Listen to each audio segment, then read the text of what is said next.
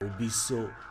Bobisso Média vous présente Lexique Bobisso, réapprendre pour comprendre. Le panafricanisme expliqué. C'est quoi le panafricanisme? C'est un rappel à l'unité, l'unité qui organisait l'Afrique d'antan, l'Afrique d'autrefois de nos aïeux. Vous vous rappellerez, même quand le roi ou l'empereur, disons, du Congo était intronisé, il jurait sur les 7 royaumes. Le royaume de Mwene Mutapa, le royaume de Mapungubwe, le royaume d'Éthiopie. Tout ça faisait partie du royaume Congo. C'est-à-dire que la manière dont était structurée et organisée l'Afrique, c'était cette unité-là à laquelle faisait allusion le panafricanisme, parce qu'après il y a eu division, donc il fallait un retour à cette unité. C'est un rappel à l'unité de l'Afrique. Quand est-ce qu'est né le panafricanisme? Le panafricanisme en tant que courant politique. En tant que courant politique, je vous ramènerai en 1791 de la bouche de l'un d'entre nous, à savoir Anténor Firmin. Anténor Firmin qui a fait passer la libération de l'Afrique en disant que la libération de l'Afrique passera par l'unité de l'Afrique. Donc il a fallu d'abord l'unité pour parler de la libération et du développement de l'Afrique.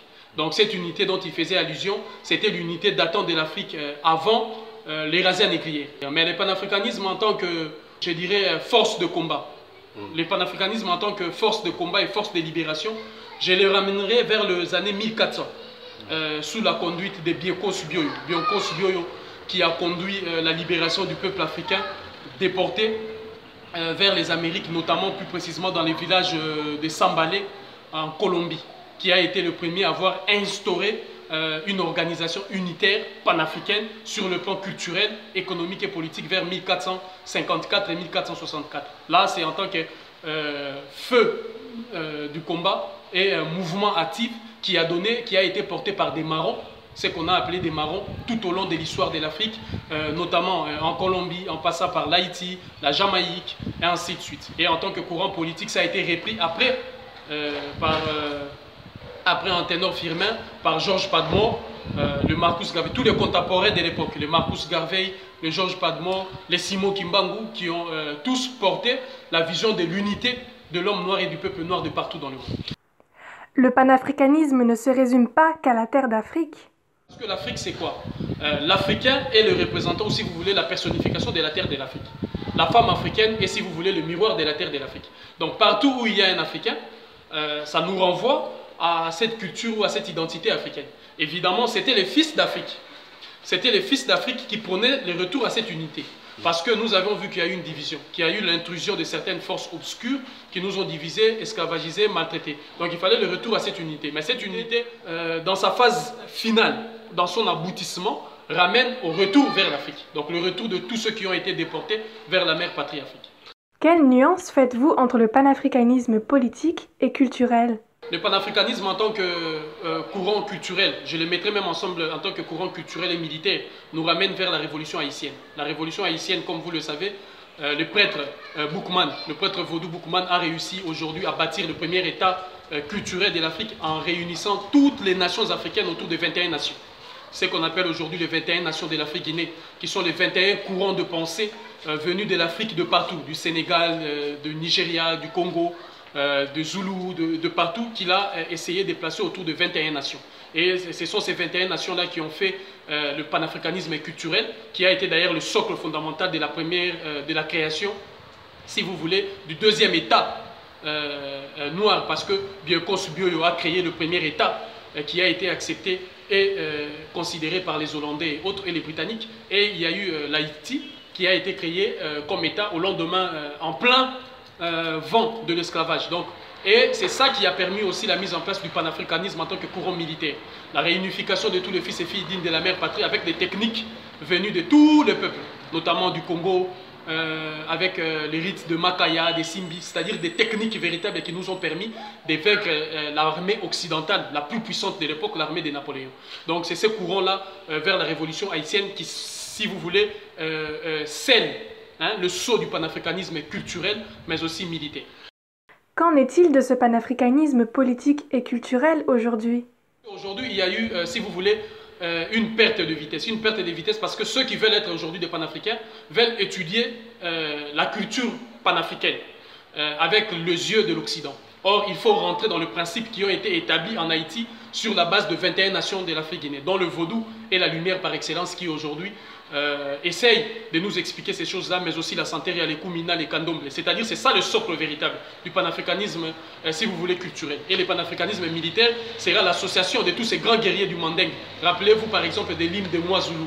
Le l'hymne de Mwazoulou qui a été dignement porté par Samori Touré, qui sont le même hymne qui a été chanté par les Zoulous d'Afrique du Sud, mais aussi par tous les êtres qu'on appelle les Mazoulous, c'est-à-dire les êtres réincarnés venus dessus. Donc ce sont ces mécanismes-là qui doivent placer les ciments, ou si vous voulez, le socle véritable et culturel du panafricanisme. Il faut rentrer, non pas il faut étudier, il faut vivre selon ces principes-là énoncés parmi les 21 nations de l'Afrique guinéenne, qui constituent jusqu'à preuve du contraire la lumière par excellence du panafricanisme culturel, et par-dessus tout, qui va alimenter le panafricanisme militaire, c'est-à-dire la réunification de toutes ces techniques et de tous ces fils et filles dignes de la mère patrie pour pouvoir aujourd'hui continuer dans ce sens de la libération effective de notre peuple et de notre mère patrie d'Afrique.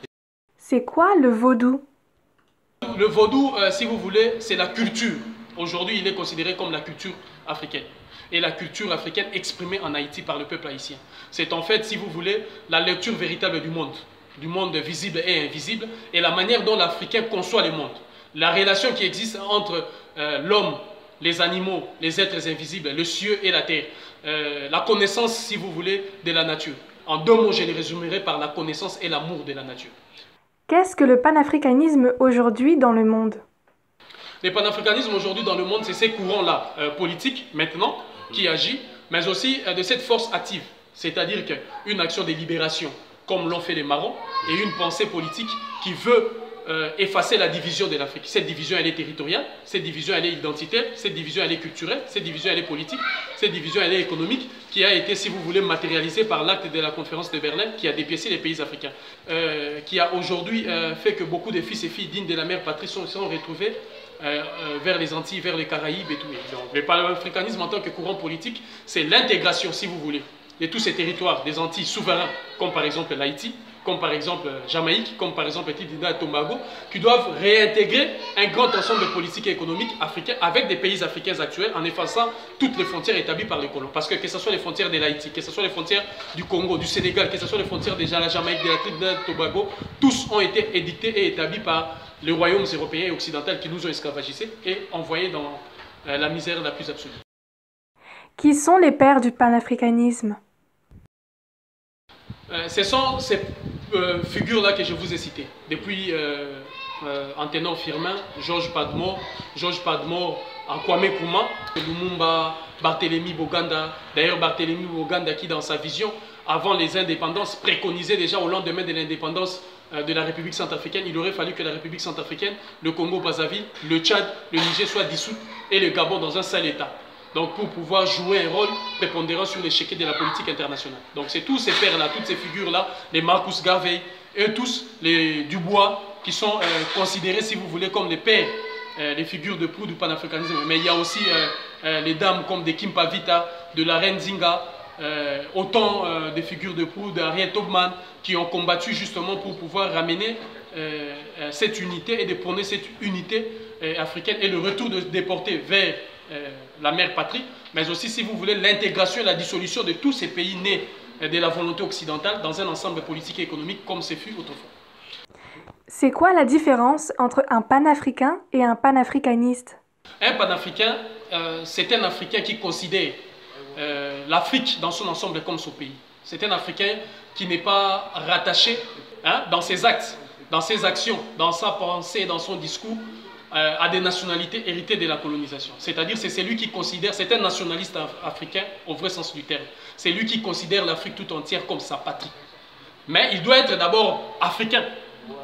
Et en considérant l'Afrique tout entière comme sa patrie, il est panafricain. Par contre, un panafricaniste, c'est celui qui épouse, qui étudie, ou qui cherche à comprendre, ou qui véhicule la philosophie et la pensée politique du panafricanisme. Il peut ne pas être africain. Il peut ne pas vivre en tant que panafricain. Il peut ne pas vivre en tant que vivre son africanité. Mais si vous voulez, il peut enseigner, il peut diffuser, il peut, si vous voulez, aussi combattre et lutter pour la philosophie ou la pensée politique du panafricanisme. C'est celui-là qu'on appelle un panafricaniste.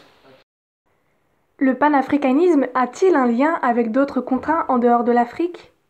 C'est un lien avec les Africains de l'Afrique et les Africains déportés, parce que c'est notre identité. C'est cette lumière-là que nous voulons aujourd'hui apporter, si vous voulez, à cette génération, pour que nous puissions arriver à la fois de faire tomber la division qui a été instaurée en Afrique, et à la fois de pouvoir permettre l'unité véritable qui sera le socle, si vous voulez, de la libération de notre peuple et de notre mère patrie d'Afrique.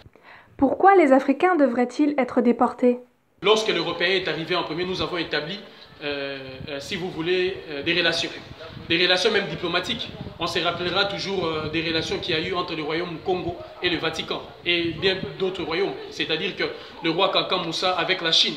Nous avons établi des relations avec d'autres peuples du monde. Mais il s'est fait que la perversité, la méchanceté et la barbarie, si vous voulez, l'envie machiavélique et de l'homme européen occidental a voulu, sa jalousie qu'il porte, comme aujourd'hui la jalousie qu'on porte sur la femme africaine, la jalousie sur les diamants de l'Afrique, la jalousie sur les forêts africaines, la jalousie sur les fleuves de l'Afrique, la jalousie sur les richesses minières et les ressources naturelles de l'Afrique. C'est ça la conséquence qui a donné aujourd'hui la déportation des Africains qui ont été déportés de l'Afrique jusque vers les Amériques et les Grandes Antilles.